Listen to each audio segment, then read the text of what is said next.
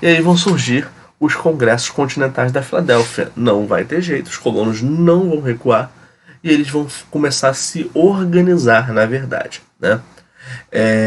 Vai ter o primeiro Congresso Continental da Filadélfia em 74 e depois o segundo Congresso Continental da Filadélfia em 76. Aqui está 75, mas na verdade é 76, tá bom? Desculpem aqui o errinho. Vamos lá, aqui ó. Primeiro Congresso Continental da Filadélfia, em 74, ele vai unir o Norte e Sul. Embora Norte e Sul tivessem propostas diferentes, o Norte fosse muito mais voltado para o espaço urbano, para o comércio, o Sul era mais voltado para o espaço agrário, né, para a produção latifundiária, agrária, escravista. O Norte ele era mais abolicionista. Embora houvesse essas diferenças, nós vemos que em torno do Congresso Continental da Filadélfia eles vão se unir. Eles vão se unir pelo bem comum dos colonos, que é o quê? Brigar contra a exploração inglesa, tá bom?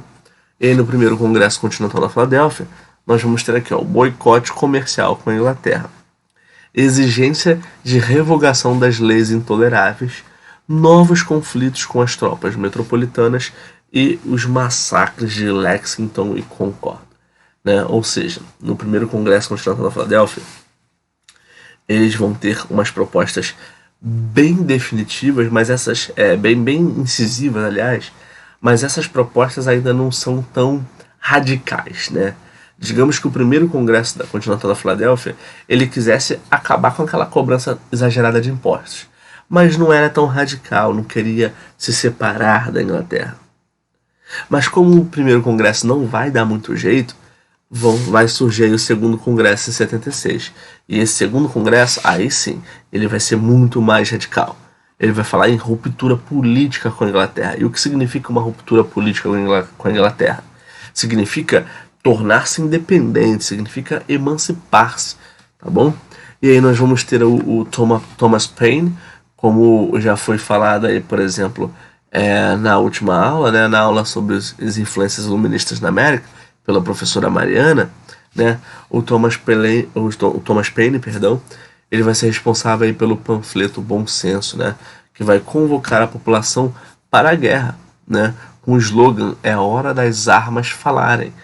Por quê? Porque a população, os próprios colonos, é que vão se armar e vão lutar contra os exércitos ingleses. Ou seja, é o que a gente chama de guerra civil, né? Vai ser uma verdadeira guerra civil ali pela independência, tá bom? É uma guerra de independência, é uma luta armada mesmo para conquistar sua independência, né? Tem uns filmes americanos que a gente consegue assistir aí para poder pensar esse cenário político. Se eu não me engano, Coração Valente com Mel Gibson, tá? Eu posso estar errado no nome do filme, não sei se é esse exatamente, mas acho que sim. É com Mel Gibson.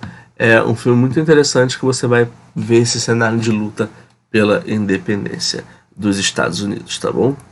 Vamos avançar aqui, olha só. E aí, de fato, sobre a independência, nós temos aqui em 76, né, com a eminência do segundo Congresso da Filadélfia, nós vamos ter aqui a chamada Declaração de Independência, que vai ser redigida pelo famoso, o cara que ficou muito famoso na independência, Thomas Jefferson. Thomas Jefferson era um cara de uma eloquência muito grande e ele vai representar o partido republicano, né? A galera que vai brigar contra os ingleses, a galera que vai contestar o domínio inglês, tá bom? E ele vai ser influenciado aí por John Locke, Rousseau, Voltaire, né? Principalmente aí Locke e Rousseau, que vão falar nessas ideias de emancipação, nas ideias republicanas, tá bom? E aí coautoria com Benjamin Franklin e John Adams, tá bom? É uma declaração unilateral, porque na verdade ela é promulgada apenas pelos colonos, tá bom? Não é uma declaração que tem concordância entre colonos e metropolitanos, é apenas colonos.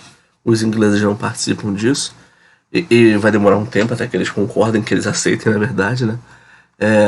Não foi aceita pela Inglaterra, olha aí.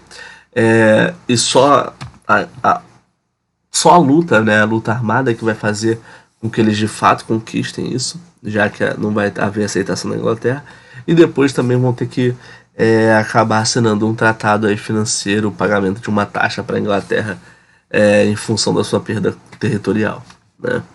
E aí vai ter o início da Guerra de Independência, como eu falei para vocês antes, né? E aí nós temos a famosa frase aí: se Deus quisesse que a Inglaterra governasse a América, não colocaria um oceano de distância, né? A famosa frase aí do Jefferson, que pode elucidar um pouco essa nossa fala. Na Guerra de Independência a gente tem esses dois cenários aí, tá bom? Então, aqui, para falar das guerras de independência, a gente tem aqui, olha só, vamos dividir aqui de 76 a 71, a 77, na verdade, tá bom? 76, 77 a primeira parte e 77 a 81 a segunda parte. Aqui seria 81, essa data também está alterada, desculpem. Vamos aqui, ó, de 76 a 77, vitória britânica, né? Superioridade militar inglesa, ou seja, os ingleses vencem as primeiras batalhas porque eles têm um exército superior, não tem como, né? Então, no primeiro momento, eles realmente vão ser vitoriosos. Mas a partir de 77, nas novas batalhas, os colonos passam a vencer muitas batalhas. E isso significa uma importância gigantesca, porque é um ânimo maior, significa um êxito nas lutas pela independência, né? Um grande líder aí dos exércitos dos colonos é o George Washington, que ficou muito famoso aí para a história dos Estados Unidos, é retratado em filmes e tudo mais, tá bom? Ele ficou famoso aí principalmente pela Batalha de Saratoga, quando ele sai vitorioso nessa batalha, tá bom? Apoio aí, ó, às colônias, né? A França de Luís XVI e Espanha, eles acabam apoiando os Estados Unidos na sua guerra de independência, porque isso significava para a França enfraquecer a Inglaterra. E enfraquecer o seu principal oponente era o que eles mais desejavam, não é verdade? Então fazia todo sentido para eles, né? Então nós temos aí, ó, Benjamin Franklin consegue o apoio franco-espanhol, né? Apoio dos monarcas francês e espanhol, oferecendo territórios na América. Ou seja, quando ele consegue oferecer território na América, como eu falei anteriormente, lá no começo, né? A França e a Espanha vão ter mais territórios a oeste e os Estados Unidos a Inglaterra, perdão, mantém ali sua porção colonial apenas na costa litorânea, tá bom? A atuação aí, ó, dos generais Lafayette e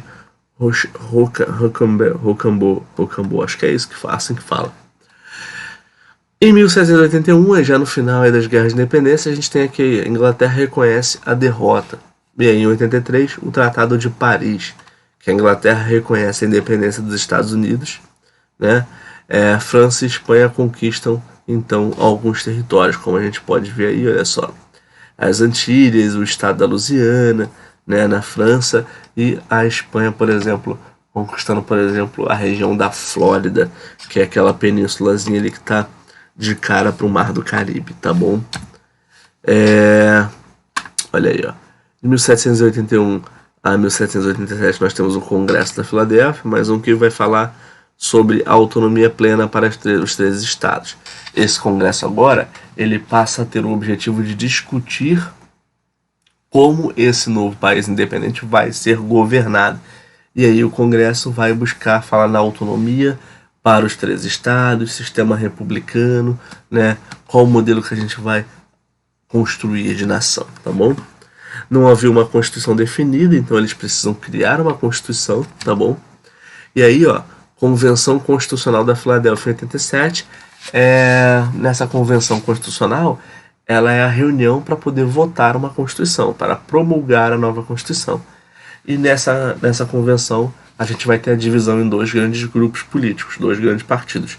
Os republicanos, como eu falei antes aí, Thomas Jefferson acaba sendo um representante republicano, e os federalistas, que nesse caso vão ser representados principalmente por George Washington, mas também Alexander Hamilton, tá bom?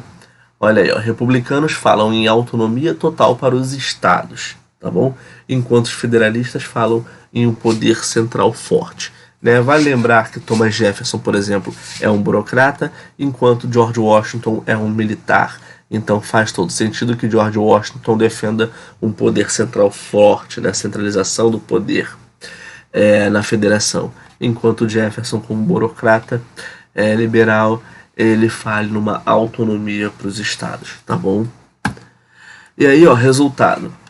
República Federativa Presidencialista, tá bom? Ou seja, um presidente executivo governando a federação dos estados. Poder central reconhecido e forte e autonomia para os estados dentro dos limites constitucionais. Ou seja, tanto a proposta de Jefferson quanto a proposta de George Washington, elas acabam se casando, elas acabam ali se unificando de certo modo para entrar em vigor na política norte-americana. Mas a gente vai ver que depois que esse acordo, né, não é um consenso muito bem alinhado. As disputas entre federalistas e republicanos ainda vão continuar, tá bom? Entre esses dois grupos aqui, ó, republicanos e federalistas, tá bom? Então, olha só, direitos inalienáveis e universais aos indivíduos, segundo as teorias de Locke, John Locke. Contrato entre o Estado e a sociedade, Rousseau, baseado nas influências de Jean-Jacques Rousseau, francês. Segundo Montesquieu, a divisão dos três poderes, ou seja, executivo, judiciário e legislativo. Garantia de liberdade de expressão, por exemplo, isso acaba sendo uma resposta à lei do selo, aqui ó, reflexo da luta da lei do selo, que a gente falou anteriormente, e direito de porte de armas, né, por conta da desmilitarização sofrida, por conta daquele episódio em que a Inglaterra desmilitarizou os colônios. Então eles vão defender o direito do porte de armas. Isso aí é um retrato histórico dos Estados Unidos, né? Porque isso é uma coisa que eles mantêm até hoje no seu discurso político, né? A defesa de que o cidadão deve ter a posse de armas para se defender. Embora alguns políticos atuais nos Estados Unidos defendam teorias contra isso, porque os índices de violência lá são muito grandes justamente por conta do posse de armas liberadas, tá bom? Enfim, há quem concorde, há quem discorde na política norte-americana mesmo, hoje em dia.